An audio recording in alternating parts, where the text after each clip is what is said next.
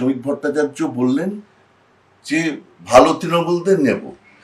তারপর বললেন, যখন প্রচন্ড চিৎকার চেঁচামেচি হলো তখন উনি বললেন ভালো তৃণমূল বলে কিছু হয় না, আমরা 3 মাসের জন্য দরজা বন্ধ করেছি।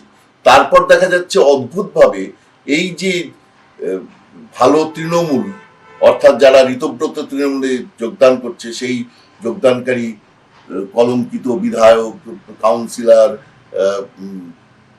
পদাধিকারী, জেলা পদাধিকারী, এরা অদ্ভুতভাবে তারা একটা ইমিউনিটি পাচ্ছে এবং সেই জায়গা থেকে দাঁড়িয়ে শ্রমিক ভট্টাচার্য কিন্তু কিছু করতে পারছেন না।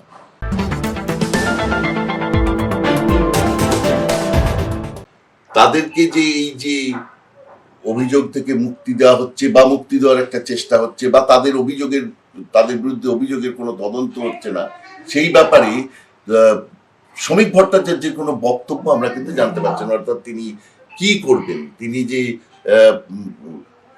তার একটা বক্তব্য থাকবে তো যে এই ইমিউনিটি দেওয়া হবে না, তদন্ত তাদের বিরুদ্ধে যথাযথভাবে চলবে, এরকম কোনো বক্তব্য কিন্তু শুনছি না, যেটা খুব মারাত্মক। না শোনা যাচ্ছে শুভেন্দু অধিকারীর কাছ থেকে, না শোনা যাচ্ছে শ্রমিক ভট্টাচার্যের কাছ থেকে।